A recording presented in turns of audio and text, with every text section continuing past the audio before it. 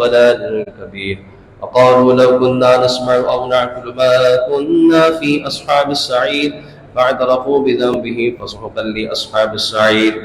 إن الذين يخشون ربهم بالغيب لهم مغفرة وأجر كبير. وأسروا قولكم أو اجهروا به إنه عليم بذات الصدور. ألا يعلم من خلق وهو اللطيف الخبير. والذي جعل لكم الأرض ذلولا فامشوا في مناكبها وكلوا من رزقه وإليه النشور. أأمنتم من في السماء أن يخسف بكم الأرض فإذا هي تمور أم أمنتم من في السماء أن يرسل عليكم حاصبا فستعلمون كيف نذير. ولقد كذب الذين من قبلهم فكيف كان نكير. أفلم يروا إلى الطير فوقهم صافات ويقبض ما يمسكهن إلا الرحمن إنه بكل شيء بصير. أمن هذا الذي هو جند لكم ينصركم من دون الرحمن إن الكافرون إلا في غرور. أمن هذا الذي يرزقكم إن أمسك رزقه بل لجوا في عتب ونفور. أفمن يمشي مكبا على وجهه أهدى أمن يمشي سويا على صراط مستقيم. قل هو الذي أنشأكم وجعل لكم السمع والأبصار والأفئدة قليلا ما تشكرون. قل هو الذي ذرأكم في الأرض وإليه تحشرون. ويقولون متى هذا الوعد إن كنتم صادقين. قل إنما العلم عند الله وإنما أنا نذير مبين. فلما رأوه زلفة سيئت وجوه الذين كفروا وقيل هذا الذي كنتم به تدعون. قل أرأيتم من أهلكني الله ومن معي أو رحمنا فمن يجير الكافرين من عذاب أليم. قل هو الرحمن آمنا به وعليه توكلنا فستعلمون من هو في ضلال مبين. قل أرأيتم من أصبح ماؤكم غورا فمن يأتيكم بماء معين. الله ربنا ورب العالمين. صدق الله العظيم. بسم الله والحمد لله والصلاة والسلام على رسول الله. أما بعد فأعوذ بالله من الشيطان الرجيم. بسم الله الرحمن الرحيم. الحمدللہ، یہ اللہ کا لاکھ کرم، اس کا احسان، اس کا فضل کہ اس رب کائنات نے ہمیں ایک بار پھر تراویح کی صورت میں قرآن سننے کی سعادت بخشی ہے. اللہ تعالی ہمارا پڑھنا پڑھانا سننا سنانا اپنی بارگاہ میں قبول فرمائے. آج تیسری تراویح ہم نے ادا کی ہے اور ماہ رمضان کی تیسری تاریخ ہے. 3 رمضان المبارک ہے اور 3 رمضان المبارک یوم وصال سیدہ کائنات رضی اللہ تعالی عنہا ہے.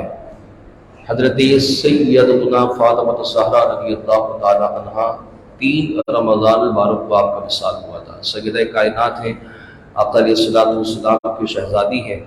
نبی کریم علیہ السلام نے آپ سے بڑی شفقت فرمائی، بڑی محبت فرمائی. آپ ہی کے شہزادگان حضرت امام حسن امام حسین رضی اللہ تعالی عنہما ہیں. آپ ہی کے نکاح میں جن سے آپ کا نکاح ہوا حضرت مولا مشکل کشا، یہ آپ ہی کے شوہر ہیں اور بڑی فضیلت والی ہستی ہیں. سیدہ کا نام ہی کافی ہے کہ نام آتے ہی ہمارے عقیدت سے سر جھک جاتے ہیں، نگاہیں جھک جاتی ہیں. اللہ تعالیٰ ہمیں ان کی تعلیمات پر عمل کی توفیق عطا فرمائے. ہو سکے تو سیدہ کے لیے نظر و نیاز کا اہتمام کر لیجئے گا. ظاہر ہے ان کی نسبت کی ہمیں ضرورت ہے. ہم ان کو یاد کریں گے تو ہمارے لیے بہتر ہے.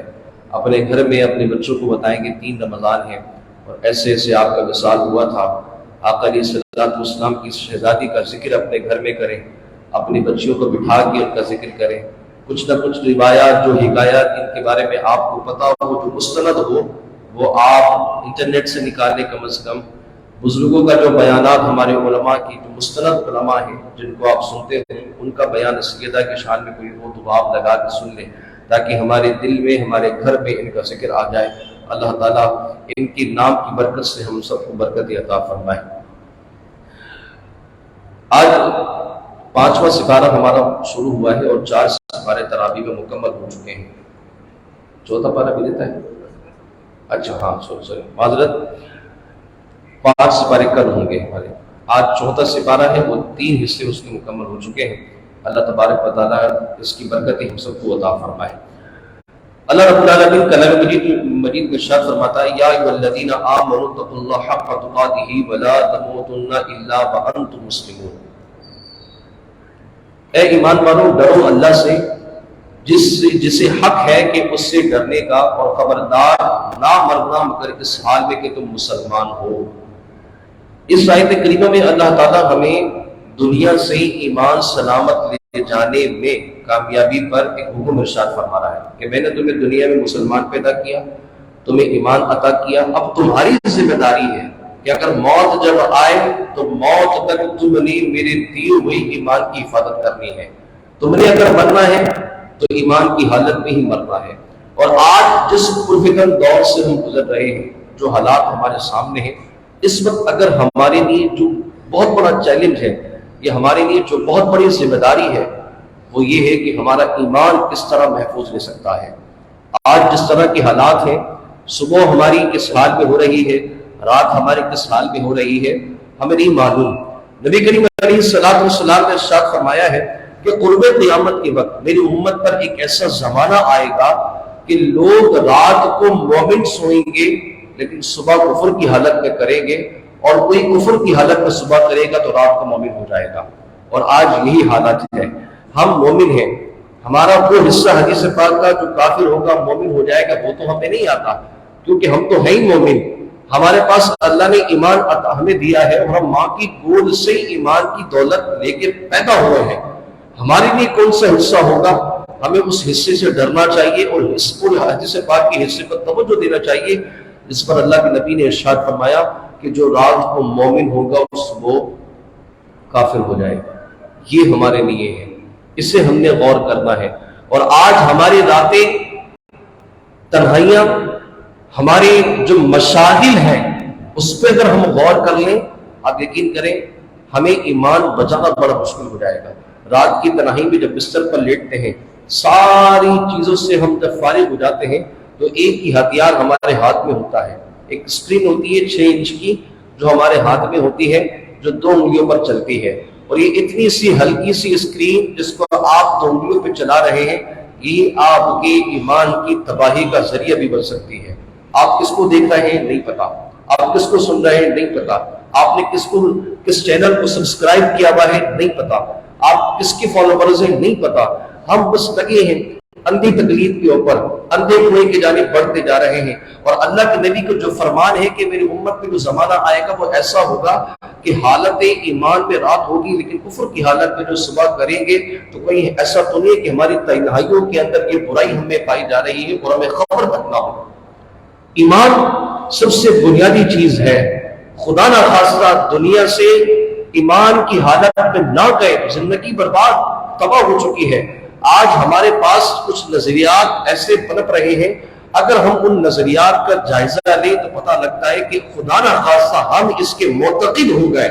اگر ہم نے ایسے نظریات پر عقیدہ رکھ لیا تو کہیں ہمارا ایمان سلب نہ کر لیا جائے، کہیں ہمارا ایمان برباد نہ کر لیا جائے۔ آج میڈیا پر، سوشل میڈیا پر ایسے عجیب و غریب قسم کے لوگ آ چکے ہیں، ایسے نئے فتنے ہمارے سامنے آ رہے ہیں، الحمان والحفیظ، کہ اگر ان کی طرف غور کیا جائے، دیکھا جائے تو پتہ لگتا ہے کہ یہ تو اسلام کی تعلیمات ہے ہی نہیں۔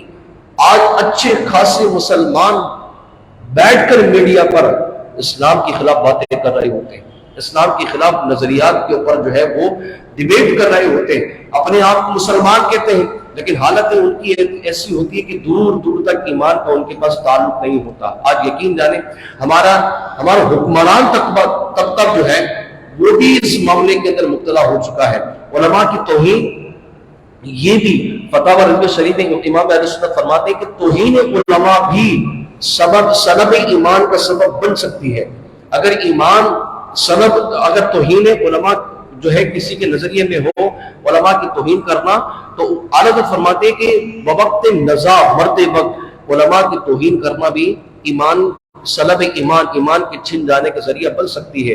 اور آج دیکھیے، آج ایک چٹکلا بن چکا ہے، آج ہمارے میڈیا پہ جس کو بھی ریٹنگ چاہیے ہو نا، وہ مولوی کی باتیں چھیڑ دیتا ہے، وہ مدارس کی باتیں چھیڑ دیتا ہے، وہ مولویوں کو بیچ میں لے کے آ جاتا ہے۔ آج ہمارے سیاستدان کرپشن جو ہے وہ بنا گاڑی والا کرتا ہے، بے حیائی بنا گاڑی والا کر رہا ہے، 8 سال کی بچی کا ریپ بنا گاڑی والا کر رہا ہے، پورے ملک کو تباہ بنا گاڑی والے نے کر دیا ہے۔ آپ سمندر پہ تفریح گاہوں پہ چلے جائیں، بنا گاڑی والے بے حیائی کر رہے ہوتے ہیں، جو ہے گرل فرینڈ کے نام پہ لڑکیاں بنا گاڑی والے لے کے پھیلائے ہوتے ہیں۔ آج بچوں کا ریپ جو ہے بنا گاڑی والے کرتے ہیں، آج جو ہے بچوں کی آگے ماں کی آگے ریپ جو ہے بنا گاڑی والا کر رہا ہے، جس کا دور دور تک ایمان اور دین سے کوئی تعلق نہیں ہو، لیکن اس کے باوجود بھی دہشت گرد مولوی کو قرار دینا ہے۔ ملک سے خطرہ مولوی کو ہے، ہمارے بچوں کو خطرہ مولوی سے ہے۔ ہم کہتے ہیں بھائی مولوی کے قریب نہیں جانا، سارے معاملات جو ہے بنا مولویوں کے جو وہ کر رہے ہیں، لیکن ڈر ہمارے اس ملک کے اندر مولویوں سے لگا ہوا ہے۔ اب مجھے بتائیں کوئی کرپشن کسی امام نے کی ہے مسجد کے؟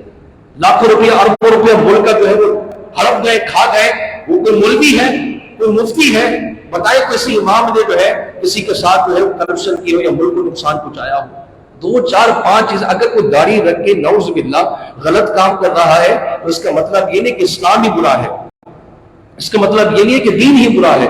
مولانا اشفاق مرحوم بڑی پیاری بات کر کے گئے، کہتے ہیں کہ جو لوگ دین بیدار ہو جاتے ہیں، جو لوگ اسلام بیدار ہو جاتے ہیں، وہ اپنے من کی بات لوگوں کے سامنے سر عام نہیں کر سکتے، کیونکہ ان کو پتا ہے کہ اگر سر عام اسلام کے خلاف بات کی تو کوئی نہ کوئی مجھے مار کے چلا جائے گا۔ اب وہ کیا کرتے ہیں؟ اپنی خباثت اپنا بغض مولوی کے اوپر رکھ کے نکال رہے ہوتے اسلام کے خلاف، در حقیقت میں اسلام کے خلاف ہوتے ہیں۔ علماء ریل کی ہڈی ہیں نظریاتی طور پر، اور آج ہمارے حکمران جو ہے وزراء جو ہے یہ کہتے ہیں کہ یہ تھرڈ کلاس قوم ہے، ان کو کیا پتا کہ دین کیا ہوتا ہے، ان کو کیا پتا کہ دنیا کیا ہوتی ہے۔ آپ یقین کریں ہمارے ایک سابقہ جو قومی اسمبلی کے ممبر تھے، اب تو نہیں ہے سابقہ ہے، نام تو خیر میں نہیں لیتا، ایک دفعہ انٹرویو میں بیٹھے ہوئے تھے، ان پر کچھ ایلیگیشن جو ہے ہمارے علماء کی طرف سے آئی تھی، کیونکہ وہ مسجدوں کو مسجد وزیر خان کو انہوں نے کھلوایا تھا، وہاں کیمرہ چلا گیا، شوٹنگ ہو گئی، ڈراموں کی شوٹنگ ہو گئی، ڈھول لے کے لوگوں نے وہاں اس کے سائن پہ جو ہے خوب دھمال ڈالا اور ناچ گانا ہوا، اس پر تنقید کی علماء نے۔ اب یہ لوگ تو حکمرانی میں تھے، اب آپ کو پتہ ہے جو حکمرانی میں آ جائے تو وہ اپنے سامنے والے بندے کو جانور سمجھتا ہے یا حشرات الارض سمجھتا ہے کہ میرے پاس پاور ہے، طاقت ہے، اب سامنے جو بھی آئے گا میں اس کو پسپا کرتا چلا جاؤں گا۔ اب ایسے ہی جب ان کو کھینچنے کی اور جب باتیں تنقید کی تو کہنے لگے یہ مولوی تنگ نظریات کے لوگ ہیں، چھوٹی سوچ کے مالک ہوتے ہیں، ان کو کیا پتا کہ جو ہے وہ پاکستان کیا ہے، انہیں کیا پتا کہ اسٹیٹ کیا ہوتا ہے، عالمی دنیا جو ہے کیا کر رہی ہے، اس طرح کر کے ڈیگریڈ کرنے لگا۔ آپ دیکھیے اس کے جو جملے تھے میں سن رہا تھا تو مجھے بڑی ہنسی آ رہی تھی، اس نے کہا انہیں کیا پتا، یہ قائد اعظم کی بات کرتے ہیں، انہیں کیا پتا کہ قائد اعظم کا ناشتہ کیسا تھا، وہ بریڈ کو مکھن لے کے کیسے لگا کے کھایا کرتے تھے۔ میں ہنسنے لگا، میں نے کہا ان بیوقوفوں کو یہ نہیں، یہ قائد اعظم کے ناشتے پہ جو ہے الجھے ہوئے ہیں، ان بیوقوفوں کو یہ نہیں پتا کہ جو انسان لبرل ہونے کے باوجود بھی پاکستان کو اسلامی اسٹیٹ بنا کے گیا ہو تو ان سارے لبرلوں کے اوپر زوردار ہو تو تماچا مار کے گیا وہ شخص کہ میں لبرل ہوں، اس سے زیادہ کوئی لبرل نہیں، میرے دوست انگریز، میرا ناشتہ انگریزوں کے ساتھ، میرا پہناوا انگریزوں کی طرح، میرا رہن سہن انگریزوں کی طرح، لیکن میں نے اگر کام کیا ہے تو اپنی ملت کے لیے، اپنی قوم کے لیے، اپنے ملک کے لیے۔ قائد اعظم محمد علی جناح کو بہت لوگوں نے چاہا کہ کسی طرح پاکستان کو لبرل اسٹیٹ بنا کے جائے، لیکن خدا کی قسم وہ علماء کا ادب کرنے والا انسان تھا، وہ اولیاء سے محبت کرنے والا انسان تھا، اس نے اپنے صفوں کے اندر صوفیہ کو جگہ دی تھی، اس کی مدد کرنے والے اس وقت کے بڑے بڑے صوفیہ تھے، اس لیے قائد اعظم محمد علی جناح نے پاکستان کو لبرل اسٹیٹ نہیں اسلامی اسٹیٹ بنا کے گئے۔ اور آج انہی کے ملک کے اندر اقتدار میں آنے والا ایک گورنر، ایک وزیر یہ کہتا ہے کہ تمہیں کیا پتا قائد اعظم کیا تھے؟ ارے ہمیں ہی تو پتا ہے قائد اعظم کیا تھے، تمہیں تھوڑی پتا، ہمیں پتا ہے وہ کیا انسان تھے۔ وہ انسان لبرل ہو کر کے تمہیں بتا کے گیا ہے کہ میں لبرل تھا تو اپنے لیے تھا، لیکن میں نے اپنی لبرلزم کو قوم پر مسلط نہیں کیا، وہ میری اپنی ذات کے لیے تھا، لیکن جب قوم کے لیے کام کر کے گیا ہوں تو وہ کام کر کے گیا ہوں کہ مرنے کے بعد اللہ رسول کو چہرہ دکھا سکوں۔ اور آج یہ لوگ کیا باتیں کرتے ہیں کہ ان کو کیا پتا ملک تھرڈ کلاس ہے۔ اب ایسے نظریات، ایسے لوگ جو ہمارے بیچ ہیں، آپ یقین کریں خدا نہ خواستہ ہمارے بچے اگر ان کے فالوور بن گئے، علماء کی توہین کا ایک حصہ ان کے دلوں میں آ گیا تو آپ بتائیے پھر یا ایھا الذین آمنوا اتقوا اللہ حق تقاته ولا تموتن الا وانتم مسلمون، کہ مسلمان ہو کہ تم مرنا، یہ کیسے ہوگا؟ ایمان کون بچائے گا؟ مجھے بتائیں آپ۔ آج ٹرانسجینڈر کے قانون کے پیچھے پڑ چکے ہیں. ہمارے ایوانوں کے اندر ٹرانسجینڈر کے اوپر جو ہے قانون اور بل پاس کروائے جا رہے ہیں. آج جو ہے آسیہ کو چھوڑ دیا جاتا ہے. آج جتنے بھی جرائم پیشہ لوگ ہیں جو ملک کو کرپشن میں ڈبا دیتے ہیں یا مذہب کو تنقید کا نشانہ بناتے ہیں، ہماری گورنمنٹ اس کو بچا کے باہر بھیج دیتی ہے. آج پتہ مغربی میڈیا کیا ہے؟ مغربی دنیا، یہ مغربی دنیا باغیوں کا ایک گڑھ بن چکا ہے. آج مغرب جو ہے باغیوں کا ایک گڑھ بن گیا ہے. جو ملک کا باغی ہو، جو دین کا باغی ہو، وہ فوراً اس کو کیچ کر کے اپنے ملک کے اندر پناہ دے دیتے ہیں. آ جاؤ، تم نے اپنے ملک کو لوٹ لیا، میرے پاس آ جاؤ، میں تمہیں پناہ دوں گا.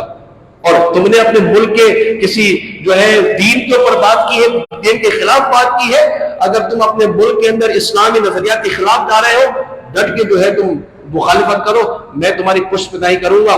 زیادہ پریشر آئے گا تو تم میرے پاس آ جاؤ.